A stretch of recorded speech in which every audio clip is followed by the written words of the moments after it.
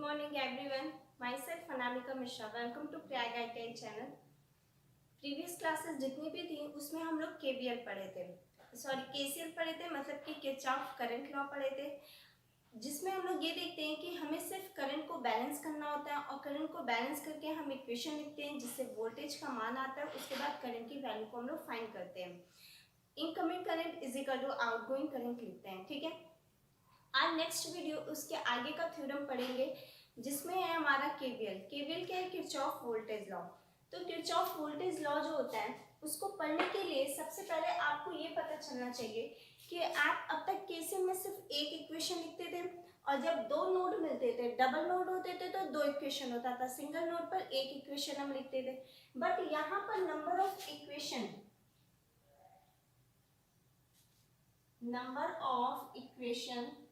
का एक फॉर्मूला होता है जो है b माइनस n प्लस में 1। तो b क्या है हमारा? नंबर ऑफ ब्रांचेस,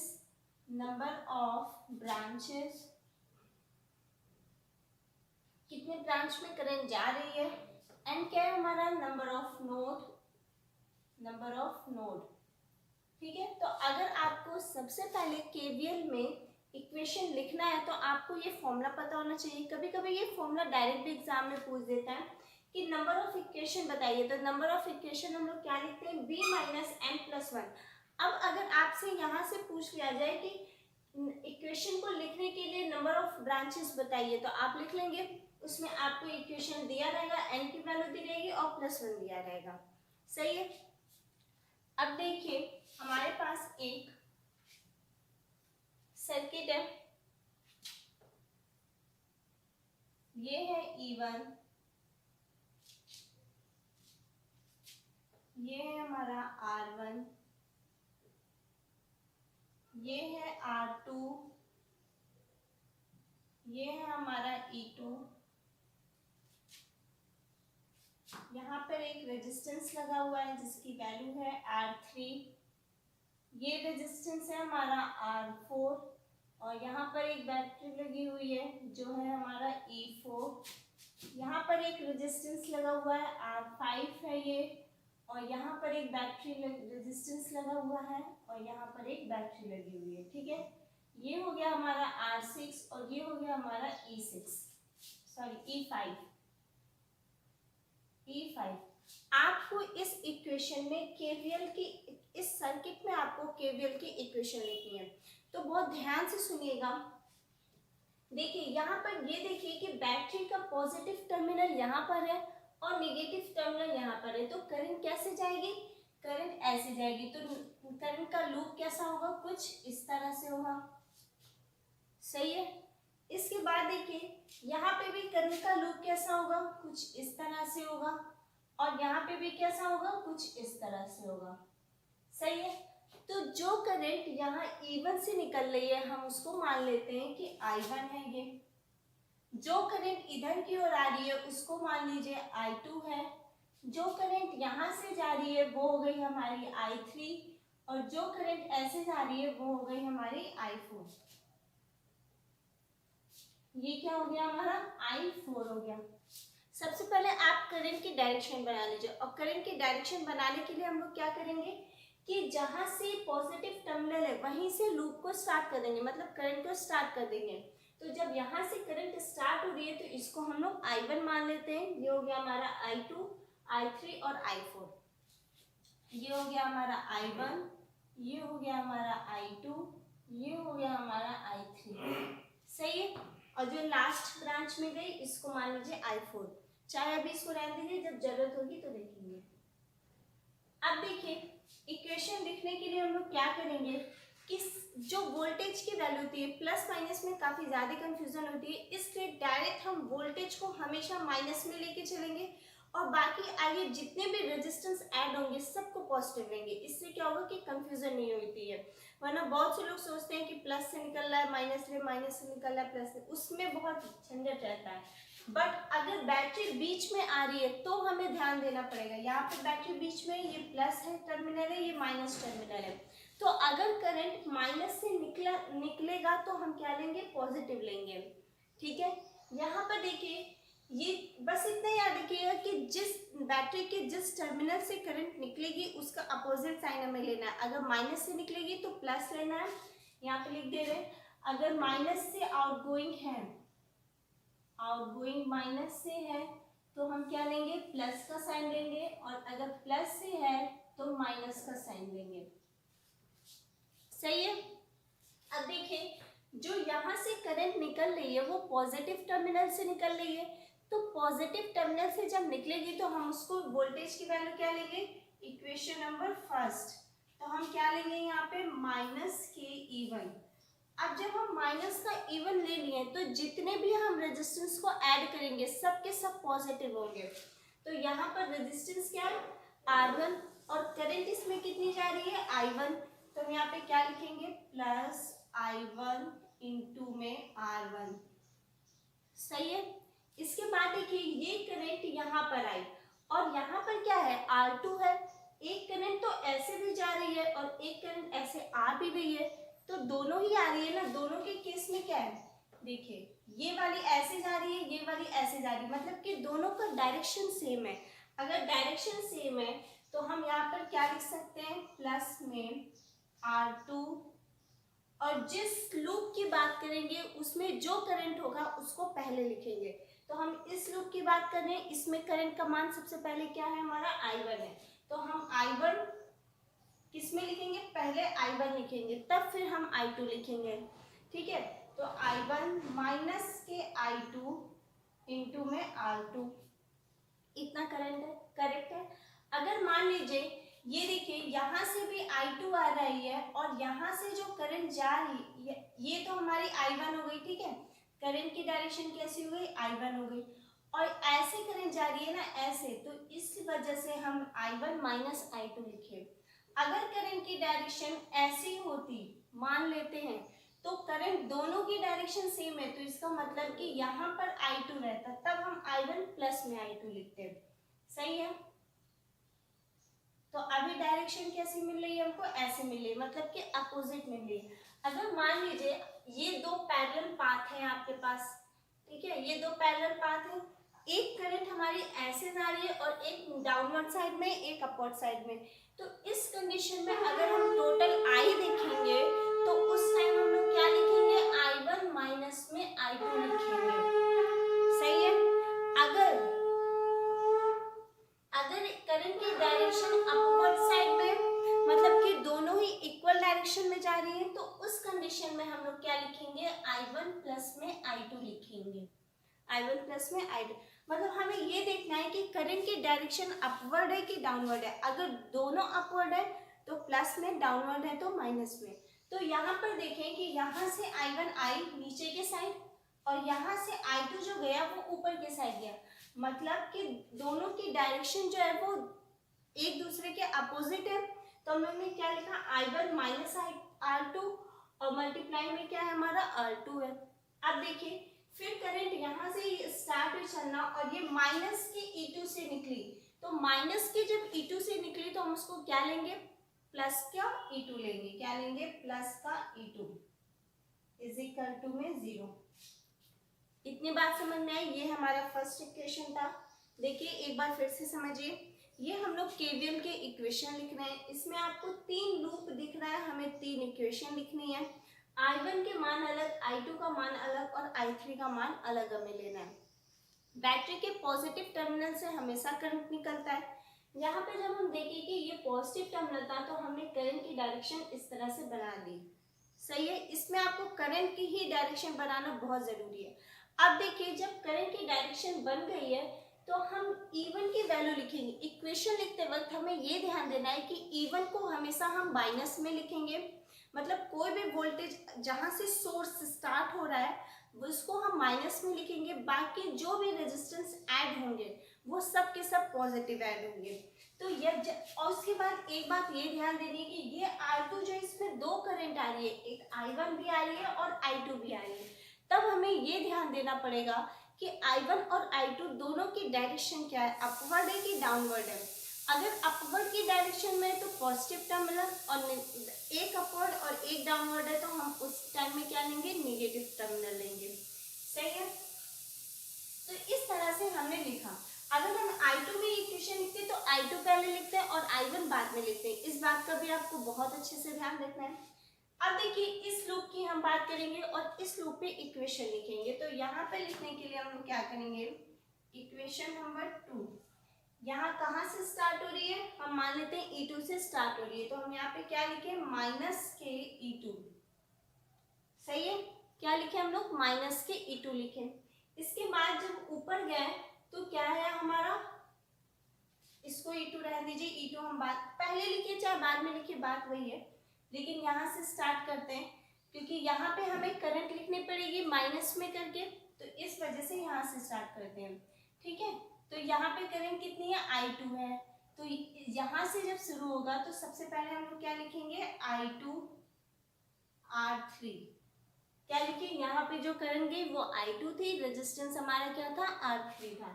फिर नीचे की ओर आए और प्लस में लिखें R4 और I3। अब देखिए यहाँ से क्या था, ये ऐसे हमारी I2 आ रही थी और ये ऐसे डायरेक्शन में करंट I3 जा रही है, तो आपको साफ साफ दिख रहा है कि माइनस में होगा, माइनस में होगा ना। तो लेकिन किस लूप की हम बात कर रहे हैं, I2 की बात कर रहे हैं, तो I2 हमारा पहले होगा और I3 बाद में होगा।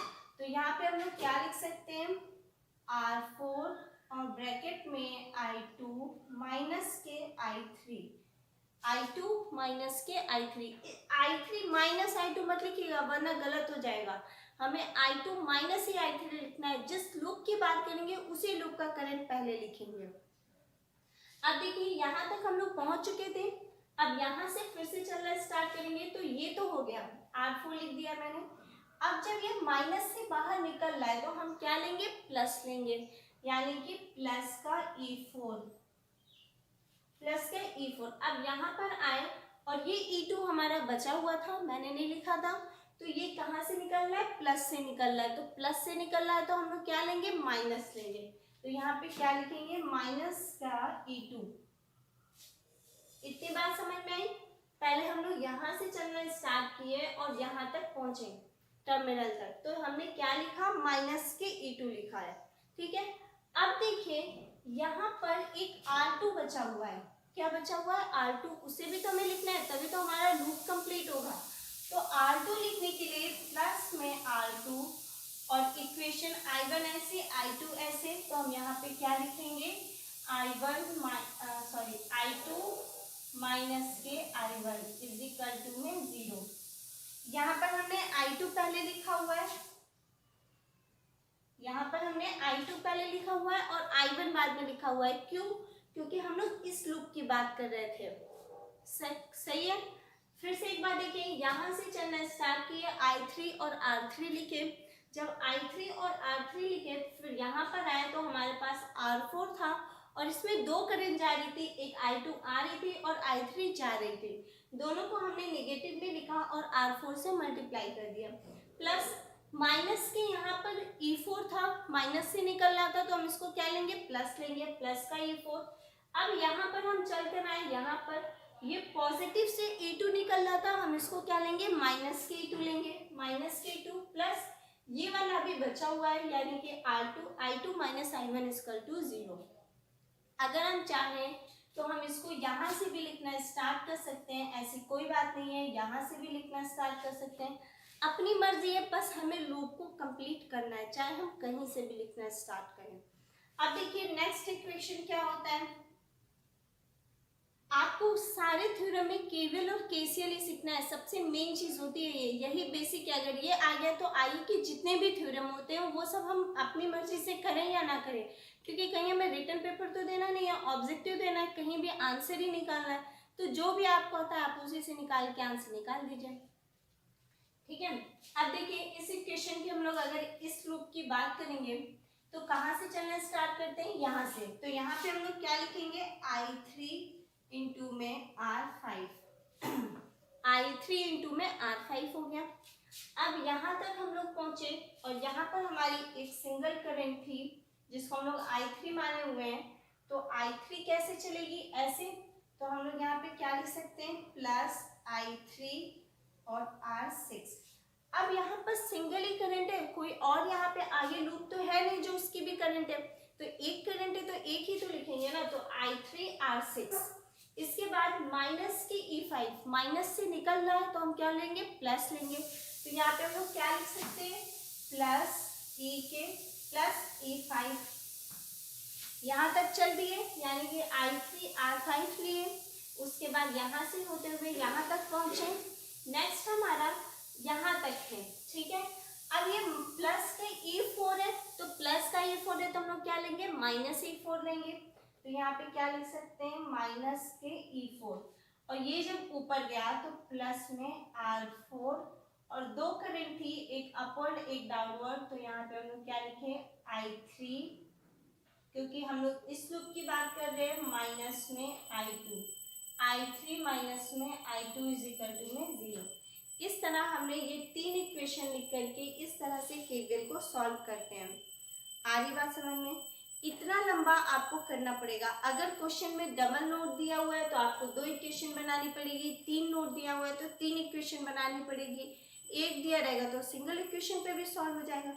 जब अब हम इक्वेशन को सॉल्व करेंगे तो हमारे I2 और I1 की वैल्यू आएगी, और I इज इक्वल टू होता है I1 प्लस में I2, मतलब दोनों को ऐड कर देंगे तो टोटल करंट हमें पता चल जाएगा। सही है। अब देखिए हम इस पे बेस्ड एक न्यूमेरिकल देख लेते हैं जिससे कि आपको क्लियर हो जाएगा।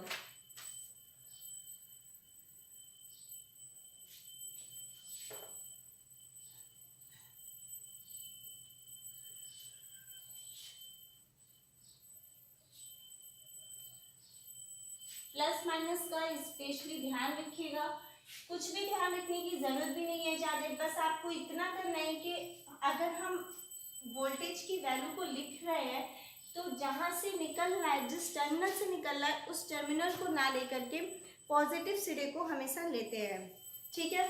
देखिए हमारे पास एक क्वेश्चन है, 100 वोल्ट की बैटरी है, यहाँ पे 5 ओम का करंट लगा, वो रेजिस्टेंस है, ये एक करंट सोर्स है 3 एम्पियर का। अभी हम इसका रूल आपको बताते हैं कैसे सॉल्व होता है। ये क्या है, हमारा 2 ओम का एक रेजिस्टेंस है, 50 ओम की 50 वोल्ट की बैटरी लगी हुई है, और इस तरह इसको सॉल्व करनी है, ठीक है। आपको निकालना क्या है, इसमें जाने वाली करंट का मान निकालना है। आप लोग सॉल्व करते रहिए, तब तक हम सर्किट बना ले रहे हैं।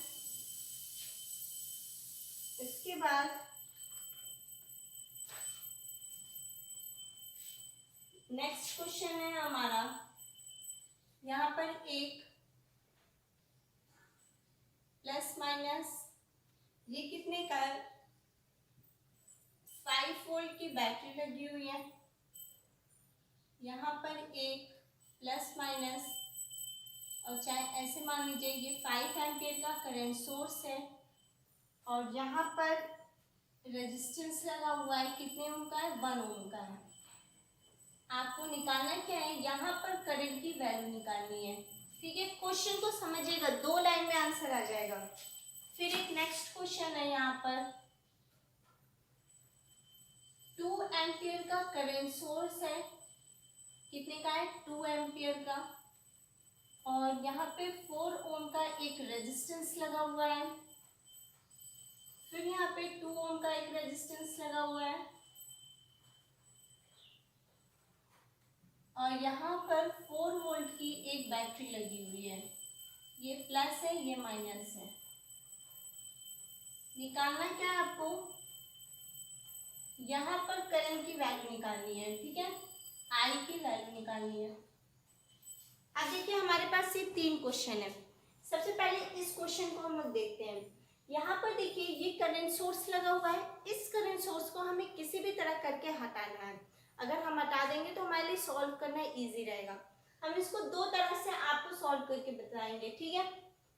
देखिए पहले तो हम लोग केवीएल पढ़ रहे हैं तो केवीएल से सॉल्व करते हैं, इसके बाद केसीएल से सॉल्व करेंगे।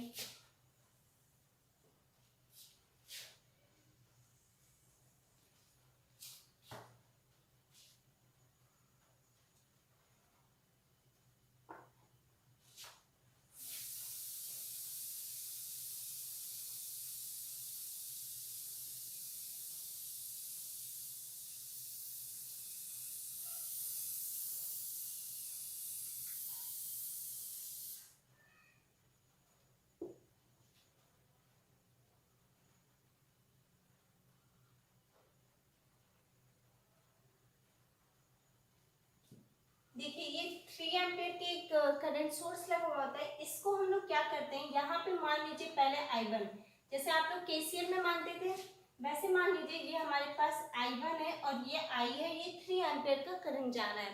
तो क्या करेंगे, देखिए इस 3 एम्पियर करंट को अगर हम देखें तो ये यहाँ पर ऐड हो जाएगी, मतलब कि I1 बराबर 3 प्लस I, क्या हम लोग लिख सकते हैं, ये अगर यहाँ पे ऐड हो गई तो I प्लस 3 लिख सकते हैं जो यहाँ से करंट जा रही है, सही है। अब इसके बाद देखिए तो इक्वेशन हम लोग क्या लिखेंगे, इस I1 की वैल्यू हम लोग लिखेंगे, तो लिखते वक्त क्या करेंगे कि I1 is equal to I minus में 3। आई बात समझ में, ये किस तरह से हुआ, ये यहाँ पर तो गई, ऐसे गई तो ये क्या था I प्लस में 3 हो गया, मतलब कि ये 3 एम्पियर इसके साथ ऐड हो गया। जब हम इनकमिंग करंट और आउटगोइंग का इक्वेशन लिखेंगे तो क्या लिखेंगे, I1 इज इक्वल टू में दो, एक ये भी जंक्शन की ओर जा रही है मतलब कि 3 और ये बाहर निकल रही है मतलब कि I, सही है। इनकमिंग करंट कौन कौन सी थी, I1 थी और 3 थी, और बाहर कौन सी निकल रही थी, हमारी I निकल रही थी। तो सिंपली हम ऐसे लिख दिए। इसके बाद अगर हम I1 की वैल्यू लिखेंगे यहाँ से तो क्या लिख सकते हैं, I माइनस में 3 लिख सकते हैं, करेक्ट है। अब देखिए अब इस करंट सोर्स से हमें कोई मतलब नहीं है, ये ब्रांच खत्म हो गई। अब यहाँ पे ऐसे यहाँ पर एक सिंगल लूप बन रहा है जिसमें करंट ऐसे जा रही है। तो अब हम यहाँ से लिखना स्टार्ट करें तो माइनस के 100 प्लस से निकल रहा है तो क्या लेंगे, माइनस लेंगे, प्लस में क्या होगा हमारा 5I, तो 5I1, तो I1 की वैल्यू क्या है, I माइनस में 3, I1 की वैल्यू क्या हो गई हमारी, I माइनस में 3, तो हम यहाँ पे क्या लिखेंगे, I माइनस में 3। अब इससे तो हमें कोई मतलब ही नहीं था, जब हम यहाँ पर आए तो यहाँ पर 2 के साथ क्या है, +2, और यहाँ पे क्या है I की वैल्यू तो हम पहले ही लिख दिए हैं, तो यहाँ पे हम लोग क्या लिखेंगे 2I, और यहाँ माइनस से 50 निकल रहा है तो हम इसको क्या लेंगे, प्लस के 50 लेंगे, मतलब कि +50 इज इक्वल टू में 0। देखिए एक बार फिर से ध्यान से देखिएगा, जब हम इस करंट सोर्स को हटाएंगे तो वहां से हमें I1 की वैल्यू मिलेगी। आप इस करंट सोर्स को लेके भी चल सकते हैं, कोई दिक्कत नहीं है, सिंपली लेके भी चल सकते हैं। तो देखिए अभी हम आपको वो भी सॉल्व करके दिखाएंगे। यहाँ पे हम लोग इक्वेशन क्या लिख रहे थे, ये जब यहाँ पे ऐसे ऐड होगा तो ये I प्लस 3 हो जाएगा। इसके बाद इससे हमें कोई मतलब ही नहीं है। अब हम देखिए कि इनकमिंग करंट और आउटगोइंग करंट कौन सी है, तो I1 जंक्शन की ओर जा रही है और 3 जंक्शन की ओर जा रही है, और ये जो है वो I तो बाहर निकल रही है। तो इक्वेशन हम लोग क्या लिखे, I1 plus 3 is equal to में I। अब यहाँ से I1 की वैल्यू निकाल लेते हैं, तो ये I और ये माइनस में यहाँ जाएगा कि माइनस क्या हो जाएगा, माइनस के 3 हो जाएगा। जब माइनस के 3 हो जाएगा तो इस ब्रांच से हमें कोई मतलब नहीं है और ये एक सिंगल लूप बन रहा है, तो -100 प्लस 5I, और यहाँ से गए तो 2I और माइनस के 50। इसको सॉल्व कर लीजिए, ये हो गया -100 plus 5I minus 15 plus 2I plus 50 is equal to में 0। ये हो गया 5I और ये हो गया 7I, ये हो गया -115 plus 7I plus 50 is equal to में 0। तो 7I प्लस 50 और इज इक्वल टू में जब हम इसको 0 के उधर भेजेंगे तो ये क्या हो जाएगा, इक्वल टू, यानी कि ये माइनस हट जाएगा, ठीक है, सही है। ये इक्वेशन समझ में आ रही है, इसको 0 के उधर भेज दीजिए बार, तो ये क्या हो जाएगा 150 और ये हो जाएगा 7I। तो आप इसको इसमें से माइनस कर दीजिए, 115 में से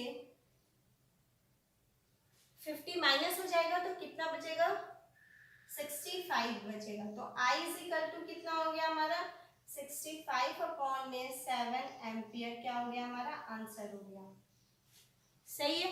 अब देखिए हम इसको इस वाली इक्वेशन पे KVL से कैसे सॉल्व, KCL से कैसे सॉल्व करेंगे, यहाँ से भी ये सॉल्व हो जाएगा। किस तरह से, जब यहाँ पे दिया हुआ है I1 plus 3 is equal to में I, तो I1 के इसको क्या मान लीजिए, V मान लीजिए, तो I1 की वैल्यू हम लोग क्या लिख सकते हैं 100 माइनस वी अपॉन में कितना है 5 और प्लस 3 एम्पियर दिया ही हुआ है, हमें कोई दिक्कत नहीं है। इजिकल टू इस आई की वैल्यू निकालनी है। तो ये कैसे स्टार्ट हुई है, यहाँ से स्टार्ट हुई है। तो v माइनस 50, अब तक हम लोग यही पढ़ते आ रहे थे, v माइनस 50 अपॉन में 2। अब इसको इधर ले आइए तो ये हो जाएगा 100 माइनस v अपॉन में 5 माइनस v प्लस 50 अपॉन में 2, क्योंकि यहाँ पे माइनस का साइन है तो अंदर का निशान चेंज हो जाएगा, यहाँ पे क्या हो जाएगा प्लस 50 और इसको कर लीजिए 3।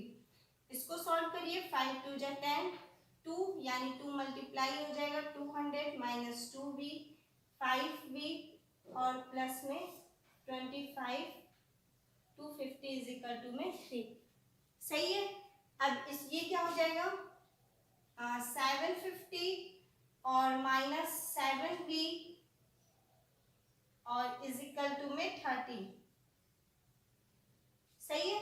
अब इसको सॉल्व कर लेंगे आप यहाँ से, तो ये हो जाएगा 7v इज इक्वल टू में माइनस करेंगे तो ये आ जाएगा 65। ठीक है 65 और इसको सॉल्व करेंगे तो 65 अपॉन 7 हमारा आंसर आ जाएगा। इस तरह से हम इक्वेशन बना करके इसको सॉल्व कर सकते हैं। अब देखिए नेक्स्ट क्वेश्चन क्या है, यहाँ पे आपको आई की वैल्यू निकालनी है।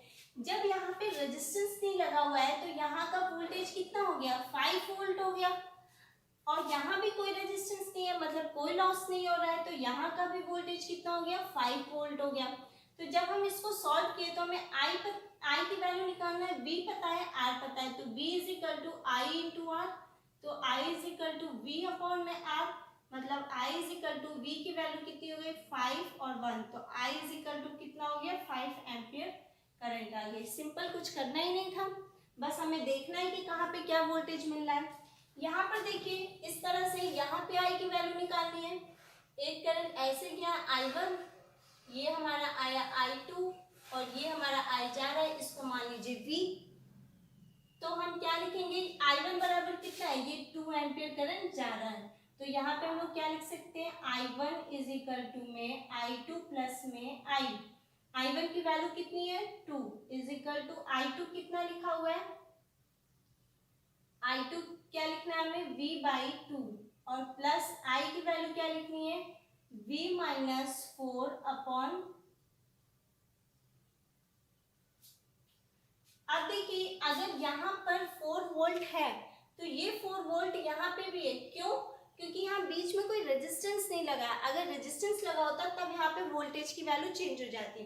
तो 4 वोल्ट यहाँ पे भी है, हमें इतना करने की जरूरत ही नहीं है। अगर ये भी करेंगे तो आंसर सेम ही आएगा। 4 वोल्ट यहाँ पे भी है और यहाँ पे हमें आई की वैल्यू निकालनी है। तो ये याद रखिए कि यहाँ पे क्या आएगा I2 बराबर अगर हम निकालेंगे तो V बाई आर मतलब कि 4 अपॉन में 2, तो ये कितना आ जाएगा 2 एम्पियर आ जाएगा। अब यहाँ पे I देखिए I1 और प्लस में हमारा इधर की ओर जा रहा है, मतलब कि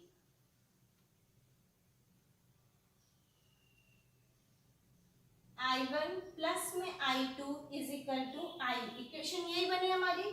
तो I1 की वैल्यू कितनी है 2 और I2 की वैल्यू कितनी आई 2 इज इक्वल टू I, मतलब I इज इक्वल टू कितना हो गया 4 एम्पियर। क्वेश्चन हो गया।